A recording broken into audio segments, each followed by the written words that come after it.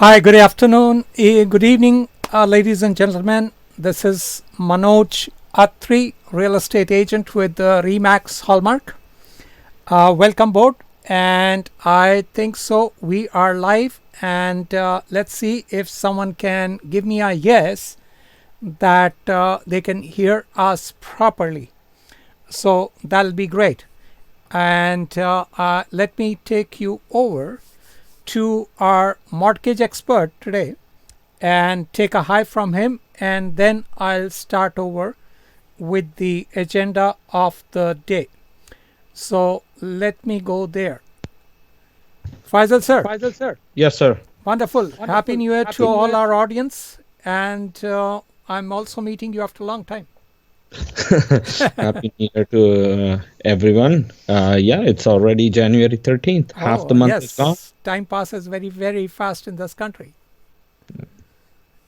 So, okay. So let's walk them through the agenda of the day, and then I'll keep on getting back to you as we progress and take your expertise as we go along. Okay. So now let's head over to our agenda of the day. Again, I am Manoj Atri, real estate agent with Remax Hallmark, and we have this is what we are going to cover today. So I'll be beginning with our real estate monologue, and that's what we usually start with. And in this, I'm going to cover two articles today. The first article is 10 steps to buying a house. So it's the new year round, and most of you may have some kind of a program that or a plan that you would like to put the new year purchasing together. So it will be quite a help to get started with some know-how there. So that would be our first article covering 10 steps to buying a house. The next step, which is it has some of the intricacies here, why you should buy a home in December or January. So that is another interesting article, and that is what we are going to cover today. And then we will start with our webinar topic. Should you rent to own a home or purchase a property? So we will be taking a lot of differences between rent to own homes or purchasing a property, where I will be walking you through what exactly is rent to own, and also guiding you the difference between rent to own, purchasing, and which one you should be indulging into. And lastly, we have our mortgage expert with the Dominion Lending on hand. So we will be going back and forth with him on each and every expertise requirement, and we will take it from there. So that is our agenda of the day, and let's see if our experts wants to add anything here at this moment. Go ahead, Faisal, if you think you want to add something here. You're mute here, sir. 10 steps to buying a home. That's a big one. Every step has so many things to do, but having step-by-step process of what to expect next as a first-time buyer is one very it's a process that is it's most time buying first home, even second or third, is a process, and it's for most clients it's a nervousness filled process. So having something of that nature that explains you step by step, it's very important. It's I see this as a very good start to the new year. Absolutely. Okay, now I'm going to ask you as soon as I start with this particular one. This 10 steps to buying a home is by the Discovery Bank. Discover Bank. And now my question to you is, do they operate here in Canada also? I'm not fully sure about that. However, it is an American company. Uh, Yes. uh, Now, American Express, when they entered Canada, for the longest time, it was very much at selected places you were able to use. So, if let me just see, discover. Yes, I mean, in case because at this moment we'll be Mhm. trying to cover this 10 steps to buying a home. This is by Discover Card and the Mhm. Discover Bank, I think so. And they had this particular article. So I most of this information I visualize is American, but we are going to take the gist out of it and turn it around into our Canadian format. And so that is where we are. So let's begin with this one. Just an update. Yes, they are accepted in Canada. Oh, Very wonderful. selected places, but yes, they are accepted. Wonderful. So that's the update there for you guys. Yeah. 10 steps to buying a home. Buying a house requires a lot of time and effort, but these 10 steps can help make the home buying process manageable and help you make the best decision possible. And that is the reason we are starting today with this first one. And let's pick up the first step is start your research earlier. Very, very important. Talk to your friends, talk to your colleagues, talk to your family, discuss what exactly are you wanting to do. Go through websites, go through newspaper, go through magazines, go through real estate listings. Yes, it is very important to understand and do some basic research. What kind of an area are you looking into?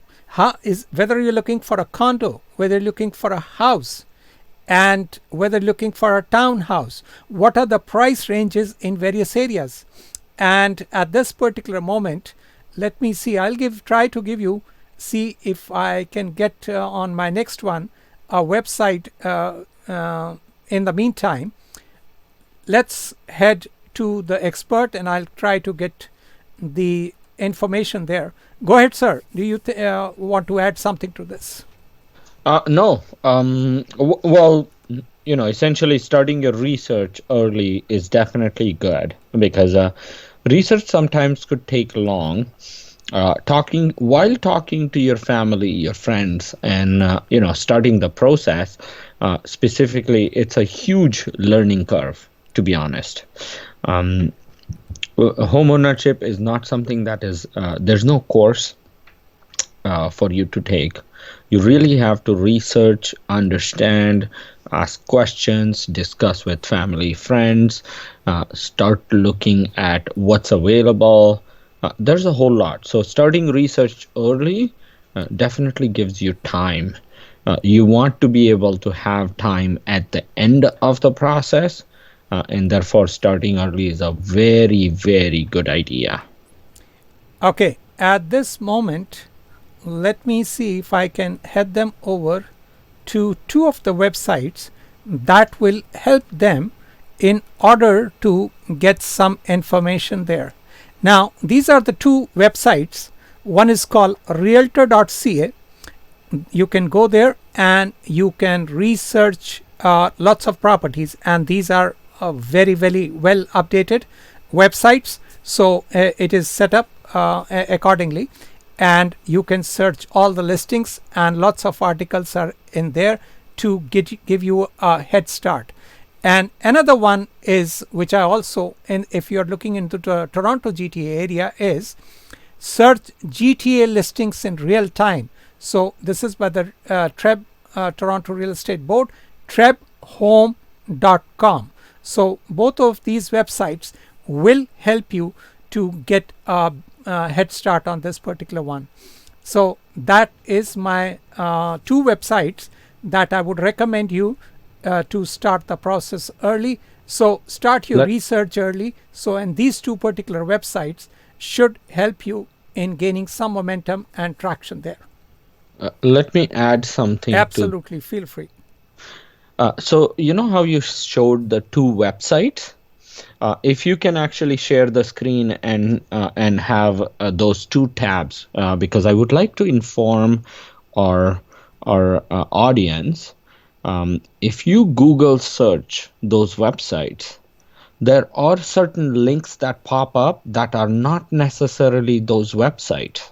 They are different websites that are being redirected. Okay, I have this particular one. The first one is realtor.ca. Go ahead, sir. So I want our audience to make sure and understand that when they put in realtor.ca in Google, does not mean realtor.ca website will pop up. There are hundreds of other links before the realtor.ca pops up. Oh, okay. Okay. So just make sure that you are on this exact site, realtor.ca, in order to gain Yes. traction there. Okay. Right, And because it's a open source, it's a general website, which is the actual website, but then there are other websites that are sort of redirected. So I want the clients to be cautious to go on the right websites, not just get redirected. Okay, and the second one is trephome.com. So these are the two ones where you can get a very good head start, and you will see some real-time GTA listings. So that is where exactly it is, and it will get you those particular listings in there. So this is what I have just exactly walked you through. So take the time and efforts to get into this particular one. Now let's go to step number 2. Determine how much house you can afford. Okay, here we are going to give you some thumb rules here.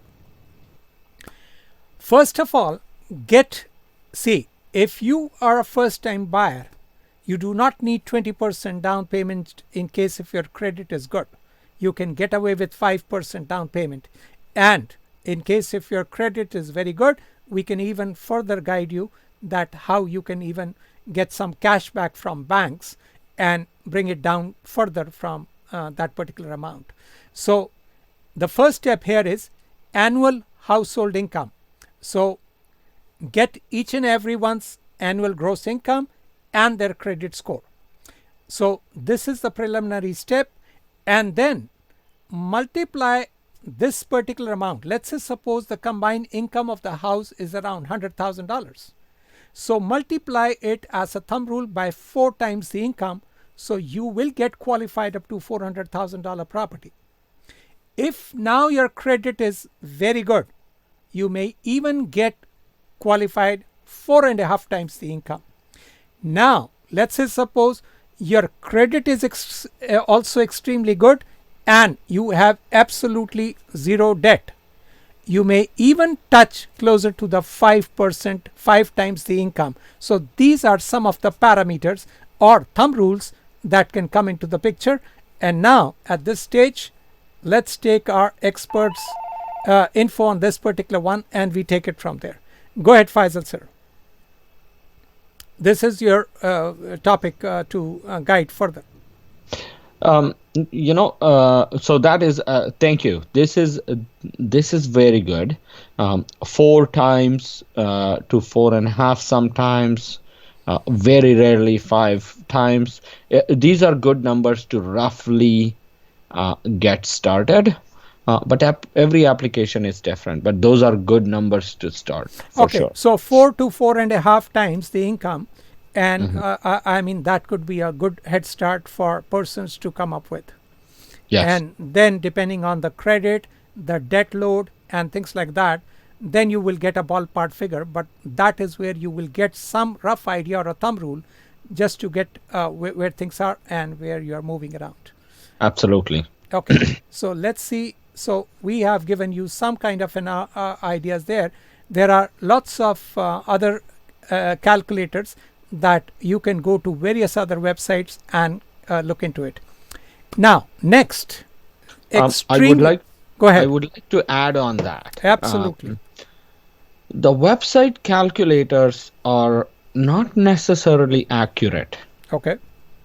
Some of them even go all the way up to 6 times. Wow. Okay. There is something that I want the clients to understand, that these are thumb rules, and if a calculator says for 100,000 income, they say that you can buy a home up to 600, that's a bit of a challenge. Okay. So basically that is not correct information there.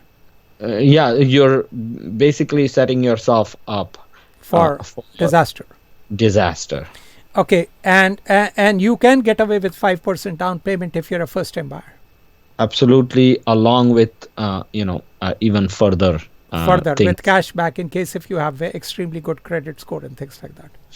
Yeah, and of course, there are other variables, and cashback is always an option, but there are other options as well. What I do want to point out in in this step three, is to be careful of how much an online calculator is offering in terms of mortgage amount compared to your income. Okay. If there is anything Yeah. more than So five, you should be be cautious. skeptical. There should be a red Yeah, flag there. Like, okay, why is this company giving us more than this amount? Where are things going to go wrong down the line? exactly. Okay. So now this is very important from like whenever I've been explaining it to you, get pre-qualified and pre-approved for credit for your mortgage. Extremely important. Couple of things in there. See, you know your income, you know your credit score. You can go, there are many websites which can give you free credit score. You can also go to Equifax, you can go to TransUnion, Credit Karma, Borrowwell. There are many other places where you can get your credit scores and things like that. Now, there may be some things hidden in your credit reports and scores which you are not able to understand. That is why, I mean, it is always better get pre-approval and get pre-qualified absolutely basically to start with. The reason that you need to do this is, before, try to visualize in layman terms, you do not go out even to buy a loaf of bread without your purse with you. And same is with housing. You want to go and purchase a particular property, you need to know, how much do I qualify for? How much is my interest rate that is going to be? How much is it going to come on a per month basis? How much down payment do I require? How much funds have to be in, like what is running short? You need to know all those entire things, the whole 9 yards, before even getting into showings and things like that, or going and doing your research. It is extremely important. There are many other factors which will come into play once you start going and seeing particular property. Now, let's say suppose you do not get this pre-approval and pre-qualified. You have gone and wasted 1 month or 2 months starting searching the property, and once you finally narrow down the property and you put a condition, and now you don't have a mortgage. Why? Because something was wrong in the pre-approval stage, that you did not get it done. So you did not do your homework and you went over. So it is extremely important that you go through this whole 9 yards before you step into this particular format. Let's take the expert view on this particular one. Go ahead, Faisal sir. Yes, Faisal, go ahead. Yes. Making sure that everything is in line is absolutely important. These are numbers. Numbers do change depending on certain properties and such, but there is a good ballpark that you should have a sense. Also, saying that, oh, I have down payment, no problem, but then sharing that information, that bank statement, that pay stub, because you may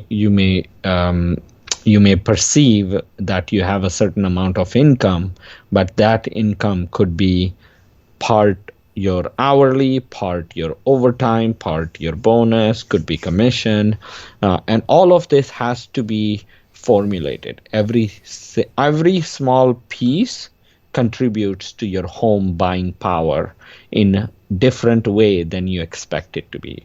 So I'll also add something to this here. Let's say suppose you did not get your pre-approval done and you went and now suddenly you have come across a property and with the scenario in the Toronto and the GTA area, it is highly likely you may be into a multiple offer situation. Now, the seller would prefer to give it to someone who, if in a multiple offer situation, can remove the condition of financing. Absolutely. And you can do it because you are pre-qualified, you are pre-approved, you know all your numbers, you have all your documents submitted to the lender, and you are perfectly good to go. Whereas, even if you want to pay a higher amount, but with conditions, the seller may not accept you because they would prefer a much safer today rather than having nothing sold tomorrow. And this brings me to some of our personal personal transactions that we've done for myself for some reason. So it's just that what happens is when a seller and I'm just talking to our clients from the seller's perspective. Let's just say there is a real estate piece of property that I am selling. And I have two different offers. One is, let's say, even 15,000 less, 20,000 less. And the other one is higher, but has a condition. That condition, as a seller, does can not backfire tomorrow. Exactly. Absolutely. We have seen it a number of times. With that condition, the purchase offer is really can be null and void anytime. Absolutely. Versus the one that is a firm offer definitely has, because essentially the buyer has, the deposit is on the line. Absolutely. So, see, in the end, the gist is do your homework before you venture out and have all the ducks in the row. I mean, try to visualize. You even if, let's say, suppose you didn't get those things done and you still got the 5-day conditions, your documents may be missing, something else may be missing, and now unnecessarily you have to back out because the financing approval is not there. Absolutely. And so, it definitely takes more than 5 days to collect all the documents. Yes. And also apart from the fact, sometimes there may be something on your credit report and it may be requiring to fix it up. Yeah. So had you done your equation or done those other things earlier, you'll be able to fix them up and then go out. So it's in everyone's interest. If you're a serious buyer, start doing the research, put this particular whole thing together before you get indulging into purchasing a property. Absolutely. Okay, let's head over to the next interesting one. Find the right real estate agent. Absolutely, again. Now, let me explain you why you should be not going on your own and taking a professional with you is, in Ontario and GTA, and even the process here in Canada is, when you are purchasing a property, you are not paying the real estate agent. He is working for you, but he's getting paid by the sellers. Why would you not take a professional help there? So it is in your interest to have a right real estate agent working for you. Now, how do you find a right one? I mean, always never stick with one. Interview 2 or 3 of them. Feel their comfort level. Feel their websites. Feel their response time. Feel how much time they take to get back to you. And then feel, are they answering you? Let's say, suppose you ask a particular question. You do not get that answer, but you get some other answer. That is what is going to happen entire time when you are working with him. It is, and then in the end, make sure you are have some kind of a working vibe with that particular gentleman. His experience, his area expertise, his past experiences, his referrals, all those things come into the picture. So it is in your interest to work with a professional, but yes, before you pick up the right one, have 2-3 of them interviewed and feel which one are you comfortable working with, and then that is when you take representation and take it from there. What do you have to add on to that, sir? 2005. Yes. I think I did my research on you, I appreciate and there were a couple others. And I'll speak to our audience from my personal experience. I suggest do your thorough research. Absolutely. Few things to go through and check is what is the presence of the professional, and I think this goes in any professional Absolutely. industry. Similar to the car salesperson also. Exactly. Who is that person? How long they've been in the business? Are they full-time? Are they part-time? Are they answering your calls during business hour? Do they call you in the evening only? When you send them a message, how long do they take to respond? Absolutely. Very important. Okay. How is their online presence? Social media presence. Yeah. Online presence. Online presence, Google, social media. What company are they associated with? And ask them if they can give you few client names, numbers that you can actually call and confirm. Real people, will give you a real advice. Like, someone, not everyone will just have share that info. Yes. Yes. And that's a good checklist, good healthy checklist. Absolutely. To go through. Yes. Because as a buyer, you're not paying. As a buyer, you're not paying. I mean, like you're getting representation. The person is getting paid by the seller. But the main thing here is use a professional. You're trying to buy one property. They are doing it for a living. They go through, they must have gone through 200, 300 properties. It's the experience that will count at the end.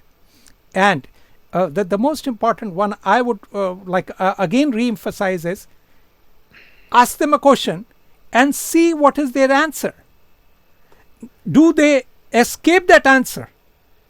Some of them will not answer you what exactly you have asked, but something else. So basically, and in the end, they may not even have an answer on that particular one. So it is get that comfort level, get the response time, very essential. How much does he respond? Does he he just fades away, and he's going to fade away, and that's not the right format. So you have to be comfortable with the person and pick up the right one. It is very important that you're making a very high purchase ticket item. You have to be represented well. For most Canadians, it's the most expensive product they buy in their life. Absolutely. Most times, unless they're buying a business or something bigger than a home. Home is usually one of their biggest purchase. So that is one. Another thing I have seen in clients, and this is when things tend to kind of goes wrong sometimes, is not doing your research in the market and just going with someone who is a family or something of that sort. Yes, I mean family is fine, but make sure that you are they know what they are doing. I mean what I mean is, if someone is if a professional is a family, it's great. It's good option to have. However, business and family should not. Yes. Yeah. Don't bang just depend on that particular person completely. Absolutely. Still do your research. Yes. And I suggest you go through the same checklist you would go through for an unknown professional. Absolutely. Okay. Right. Let's head over before we so that we can remain on time with shop for your home and make an offer. Now, here are the article will give you some of the things. we are going to give you some of my insight onto this particular one. Shop for your home and make an offer. Now, this is how I would walk you through, see if it makes any sense to you. First of all, in your price range and the areas and things like that, and then try to go and see some listings in that particular area. And this is where you should see 15 to 20 properties. That will give you an idea, and I generally tell it from dream to reality. So you have some perception of the home in your head. And now when you go and see these 15-20 properties, and you will get some ideas. Even the ones that you are not liking, you will be able to understand what is the condition of that particular property, what is the value of that particular property. So now when you like something, you will be able to compare it with that particular one. And so that would be a head start. So see 15-20 properties, some 3 or 4 you should suggest. Let your realtor or your professional, let him suggest 2 or 3 of you whom he feels would be a right fit for you. And so see 6-7 properties at every visit, and then in 2 or 3 visits, when you have seen 15 or 20 properties, now you have a good idea where things are and where you are going. And then before you make an offer, go through the comparables of that particular property itself and also the properties in the neighborhood, and then make an offer. So these will be some of the insights that I would like to share. And let's take the expert, and then we move on to the next one, and we'll try to keep it fast so that we can cover everything on time. Yeah, there's so much to share, and I would love to share one after another, my personal experience and things that I've seen in the past. But as you said, it's good to see certain number of homes because it's a learning curve. Yes, I mean, I've seen some of them say from outside, some of the clients or prospects have said, no, we don't want to see. I will immediately tell them there is no harm in seeing, even if you don't like it. You are getting an idea what is the condition of the property, what is the purchase price of that particular property. So at least there is some relevance when you get the right property, because now you have seen a few in the neighborhood. And now when you have to make an offer, you are making a very good offer because you understand some of the market. And it is not like, if you haven't seen 15-20 properties, it is sometimes very difficult on the first day that you figure it out. Oh, I like this one. And you get into multiple offer situation. Now you have made a mistake. You have overpaid for the property. And then you are saying, okay, what the heck did I do that? Earlier this year, actually late last year, I learned a saying. It says, you don't know what you don't know. Absolutely. And when you see a property, even if you don't like from outside, from inside, from listing, doesn't matter, wherever you don't like. Another point I will add. Go ahead. I will add then. When you go in and walk through the property, there's always at least one new thing you learn about real estate. Absolutely. And the thing that I wanted to add from the listing is sometimes the listing will give you a basic information. It is not the actual property. So I have seen clients extremely excited with the listing, and when they actually go and see, it's a big thud there. Oh, what happened here? These rooms are so small, I cannot even figure it out. And the photographs, because see, photographs can be, like zoomed 360 views and things like that. I have a hard time stopping to laugh. I know this is so basically, and I know this is what is going to happen. So I always tell them, okay, You like only the 2 properties. Why don't I add another 2 or 3 more? At least we have something. Otherwise, it'll be a waste of time going all the way there, seeing just 2, and you say, oh, I made a mess of it. And then I will show them the ones that are really good to see in the price range, in the rest of the stuff, and then they, over a period of time, they start understanding more. I would say highly creative photographer. I know these days. My next article is going to cover that too. Okay, so let's head over to the next one. Get a home inspection. Absolutely a must. You may spend $300, $400, or $500 for a property. You do not know. We do not know how is the furnace working, how is the roof, how is the electrical, how is the plumbing, how is the seepage, there are many other things that are missing there. Get a home inspection done. It is in your interest, so that there are no $10,000, $20,000 surprises immediately after you close the property, because this is a very large purchase. You may be scrambling to the last dollar to get into the property. You do not want another surprise immediately on reaching there.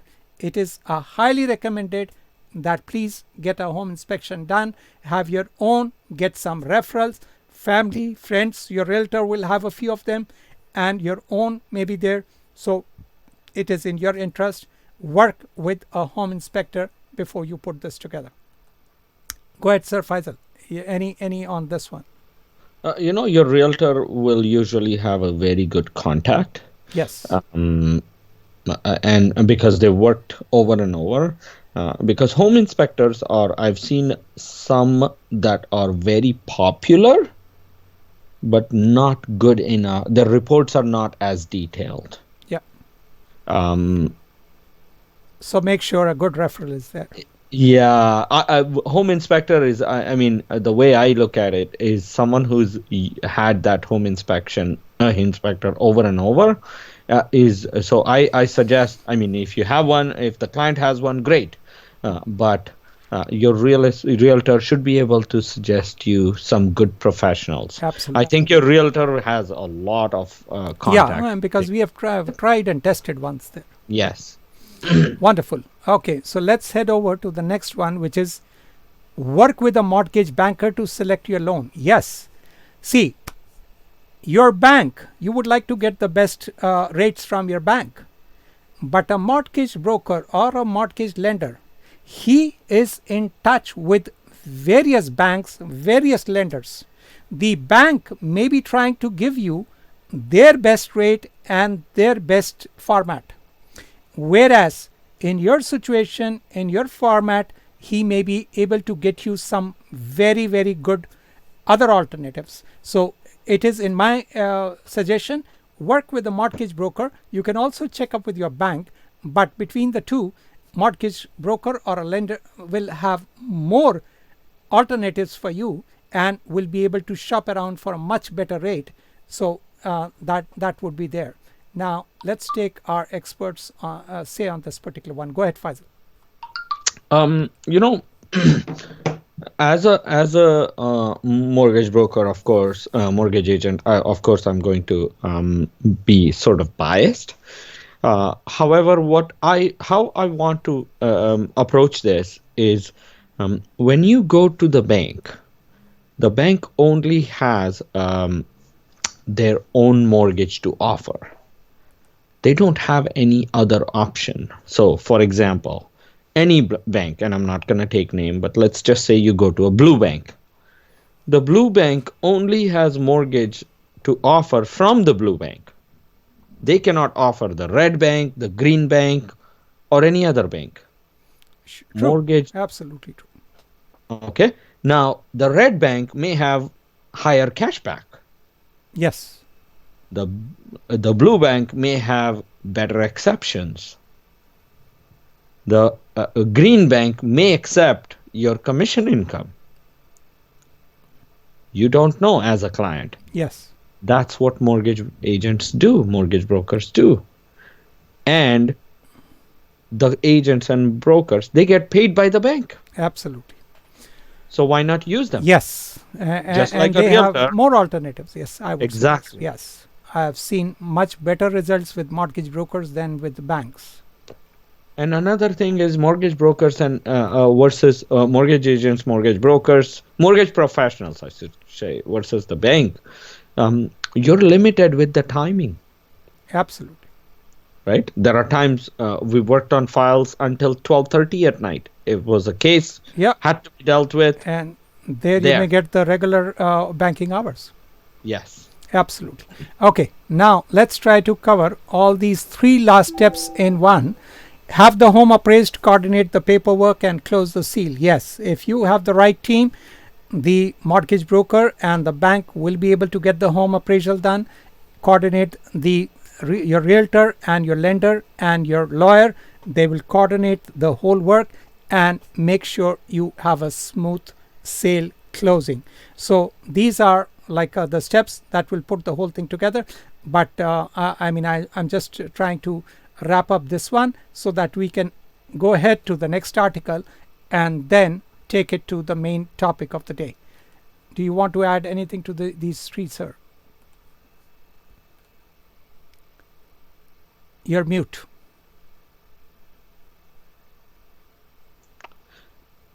No, I'm actually perfectly happy with what you've added there, and we're 7:41. I want to keep it short. Yes. Okay.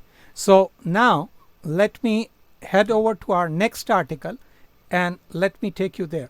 This is by NewInHomes.com. It's their blog, and one of the topics on December 16th was why you should buy a home in December or January. And I will be very fast on this particular one. We are going to cover some of these ones.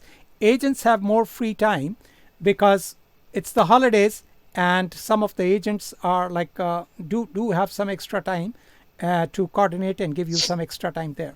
There is less competition. I'm not sure with the way the Toronto and GTA market is moving these days, and there is, I have seen competition even in the winters this time. Sellers are ready to make a move. This is important, and that is why I would like to pick up on this one. If a home is listed in December or January, it could be because the seller has to sell. Yes, this is highly likely, and you may be in with less competition and maybe at least not overpay too much in case if there are some multiple offer situations. The reason that I picked it up is see the home at its worst. This was the reason I picked up this particular article. Is when you look at properties in the spring and summer, you see beautiful garden, sun shining, filling the living spaces, and temperature is lovely in and out. In winters, the skies are gray, garden is covered in frost, easier to notice cold spots in the home, even like you can see the seepages and things like that. If you see a home and you love it in the winter, odds are you're going to really love it during the other seasons of the year. Again, one downside to home hunting in December and January is that your selection may be limited. So that was the reason I picked up this particular article, is that there are some good and bad in picking it up, and you should be able to see how the snow is, how is the neighborhood in that particular time frame, and this is very important to see it at its worst, so you should be able to enjoy when it is at its best. Go ahead, Faisal. How do you rate this one? There are of course pluses and minuses of buying in winter / holiday season, but yeah, there's definitely you don't have a lot of choices, but you also don't have as much of competition, and you have agents' time more available. Very true. Even seller times, because Seller they have time also, yes. seller, because it's more important is seller accepting appointments. That's another thing. Yes, it is. Some of us can get lucky there during this particular period of time. Okay, so now let's head over to our main topic of the day, and that is, should you rent to own homes or purchase a property? Now, this is where I am going to go into the details of this particular one, and I will then guide you accordingly. Okay, now my first thing here is, let me give to the ones who are new to rent to own homes is what exactly is a rent to own homes, and I'm going to explain you in layman terms. In simple terms is that you are not buying a property today but tomorrow. That is the simplest format that I can explain you is. Now this tomorrow can be anywhere from 1 year to 5 years most of the times. Investors can buy a property for you and then you rent it out from them, and they generally prefer 1 year, 2 years, 3 years to, and some of them may go to the extreme of 5 years, but that's how that particular format is. It is not for life. So in case if you think no, you can purchase this particular property and you can keep on paying rent to own for life, no, it is not. It is for a limited period of time that in the end you have to own the property. That is why I've highlighted the term own. So there is a buying component added to it. In the end you have to purchase this particular property. Okay, now what is a rent to own homes program? I will share this thing with you right from the day word rent to own. I would like to give you the worst case scenario on this particular one, and for me I always call it the worst case scenario. So once you understand that this particular program is addressing the worst case scenario, you will be able to comprehend this particular program. Okay, let's go ahead here. Let's say suppose you are not able to procure a mortgage. So you have eliminated that you shopped around, did everything, but you are stuck there that for a period of time you cannot procure a mortgage. And second is, you're also not able to procure a place to rent, because even renting would be better in some of these particular cases now. So now what has gone here is you have ran out of options, and that is when you may consider rent to own program. Okay, so you have to understand that this rent to own program is trying to address the worst case scenario of purchasing a property. So once you understand and comprehend that, everything will become easy for you to understand this particular part.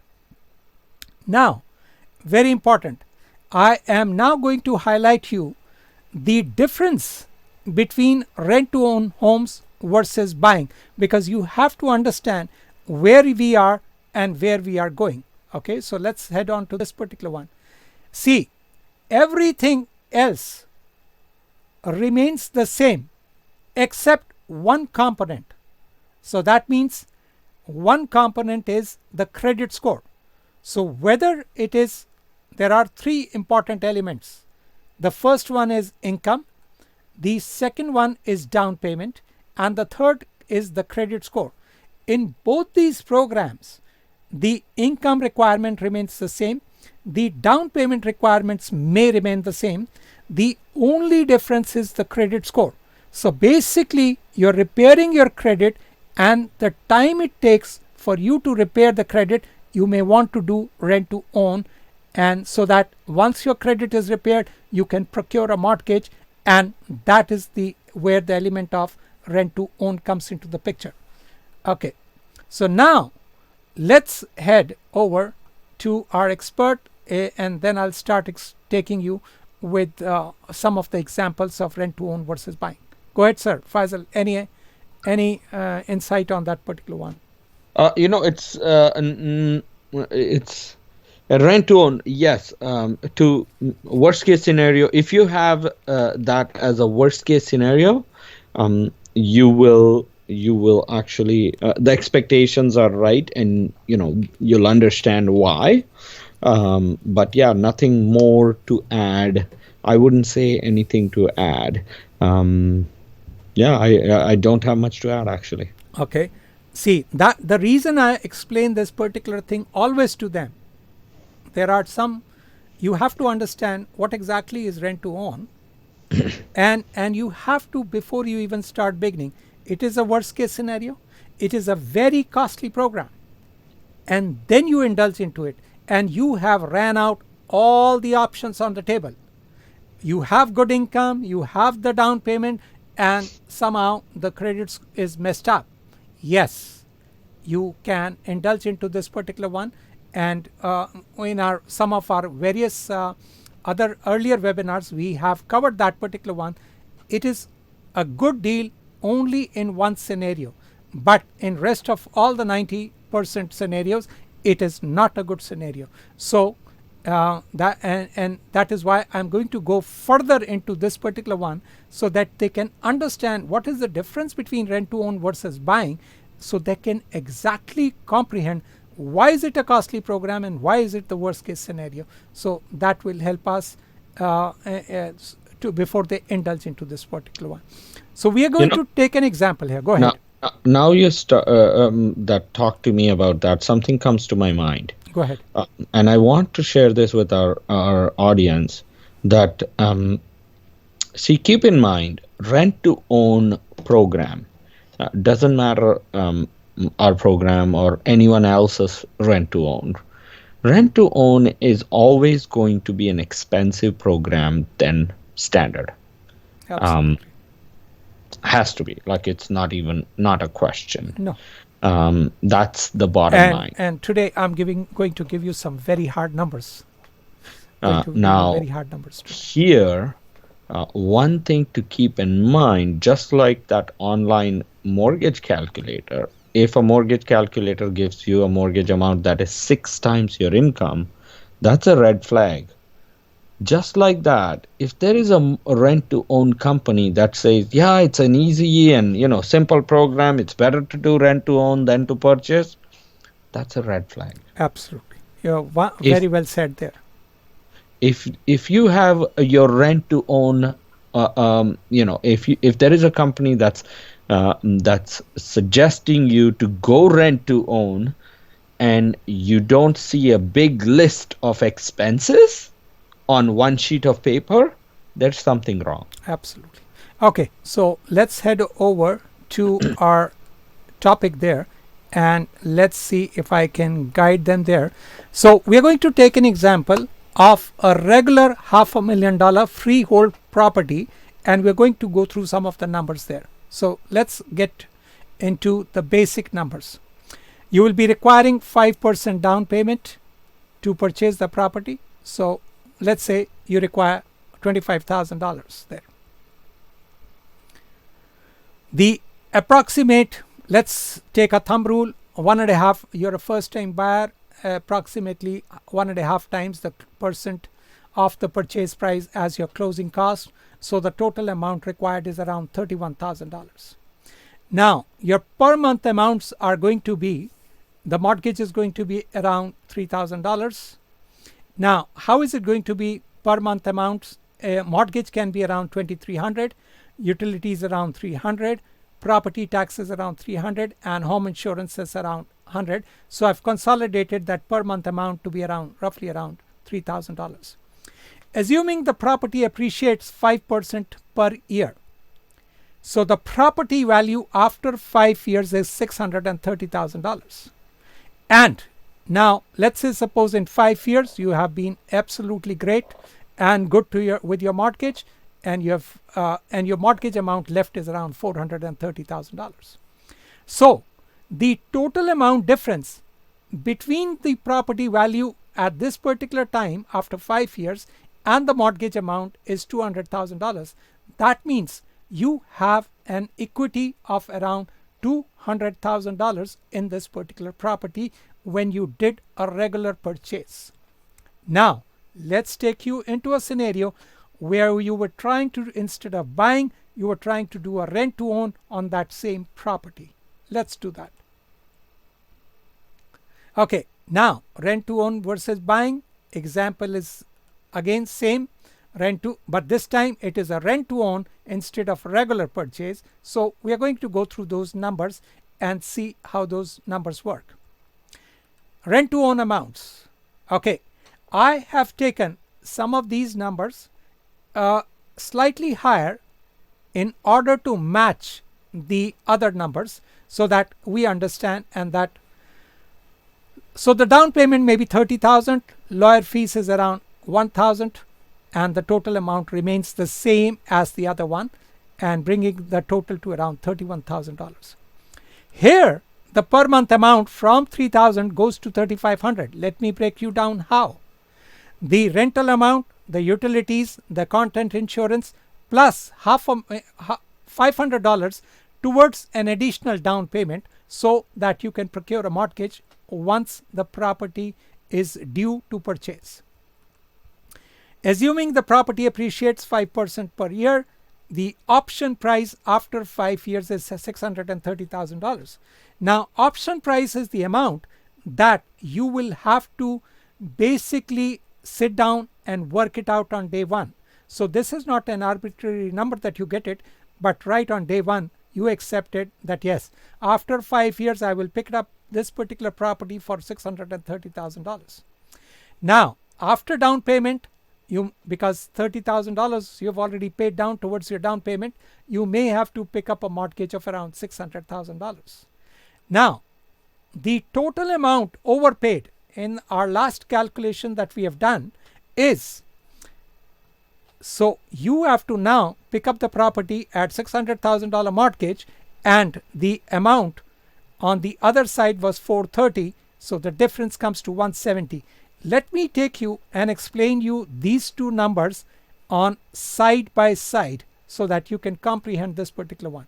Let's show you this particular numbers side by side with regular buying, and now let's see the rent to own purchase. Okay, this is what you have to comprehend here. If you bought a property and now after 5 years you have to take a mortgage on this particular property, you will be going and seeking a mortgage of $430,000 here. In the rent to own purchase option, after 5 years you will be going and looking for a mortgage of $600,000. So that is where this difference comes. So in a rent to own, you have paid close to $170,000 higher than the regular purchase. So these numbers have to be run. So that is what you can comprehend and understand, that this is a very costly program. It is the worst case scenario. You are overpaying like crazy. So make sure you run these numbers and understand the full picture before you.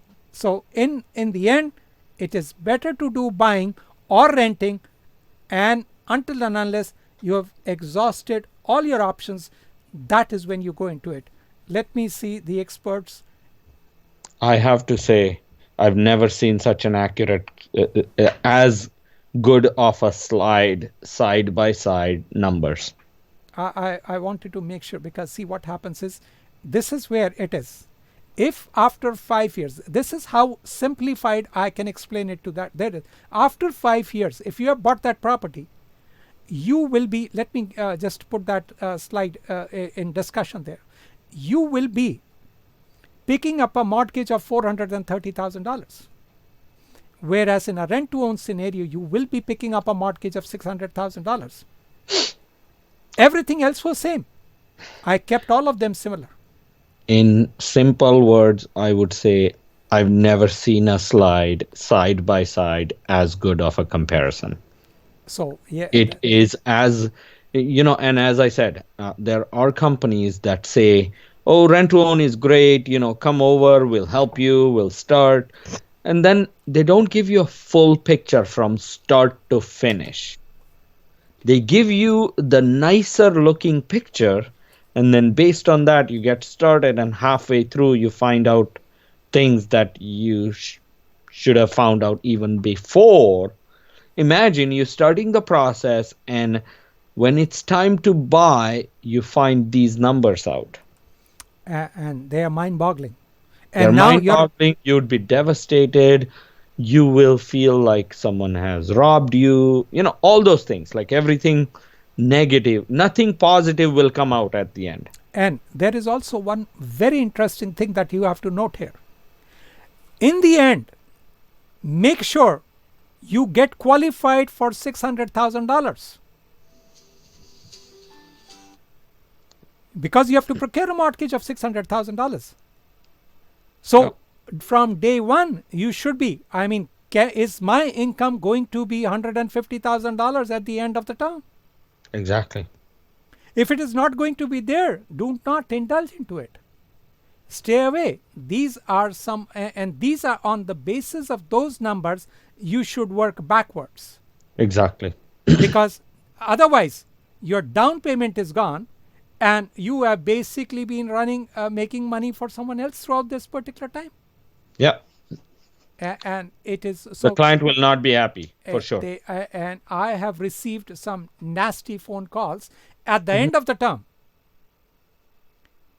And so basically, be very, very cautious when you are indulging. And I have given all the parameters on this particular one, and I hope the audience are able to pick up on these particular ones. So now, this brings us to close to our rent to own article today.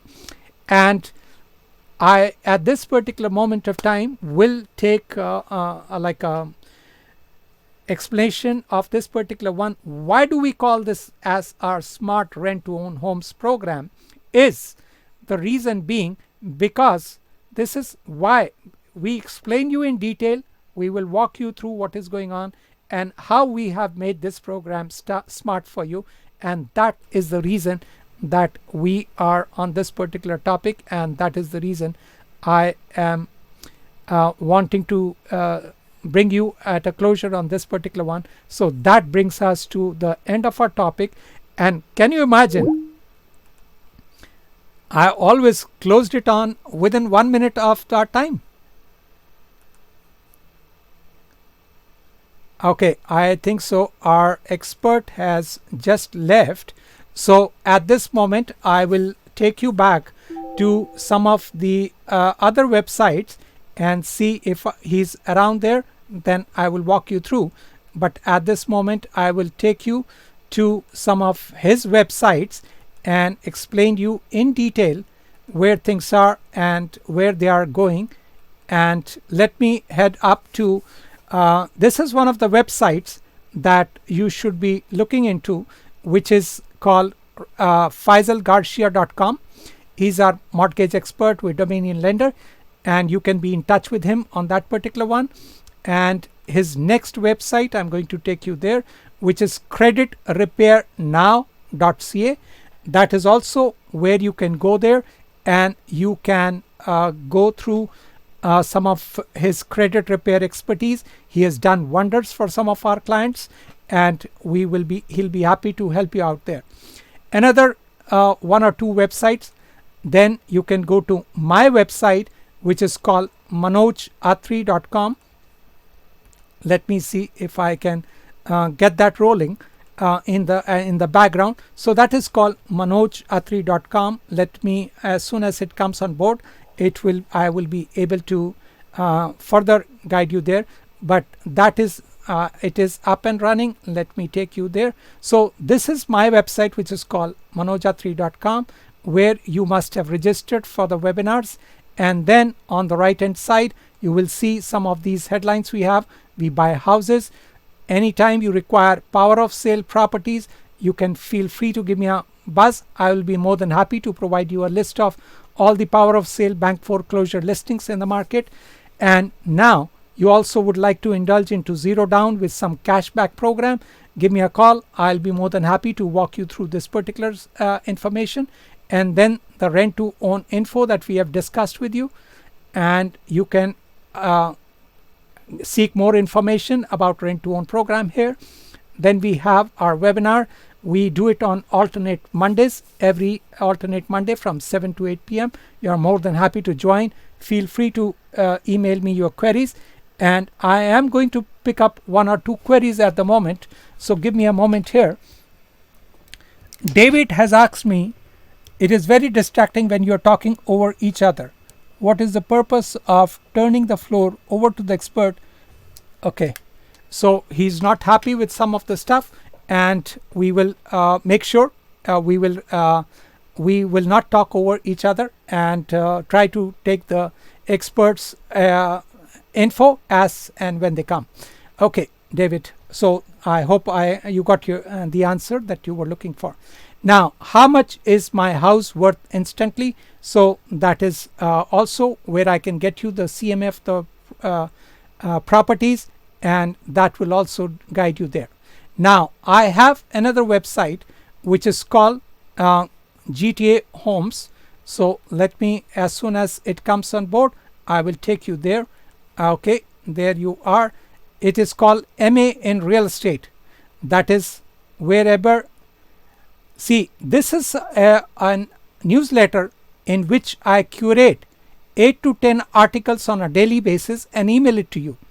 Now you can subscribe to this, and you will be brought into where I can guide you I can update you on a regular daily basis, whichever is the topics that are going on in the Toronto GTA. So that is the update for now.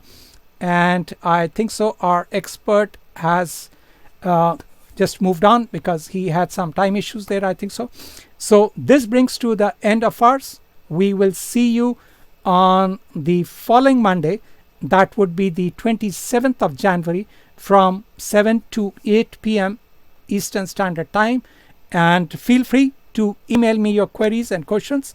I'll be more than happy to get this addressed. And we are stationed here in the Toronto GTA area. I'm again your host, calling it a day, Manoj Attri, Realtor with Remax Hallmark Realty. Thank you guys for joining in. Bye for now, and I will see you next week, next following Monday. Talk to you later. Bye for now.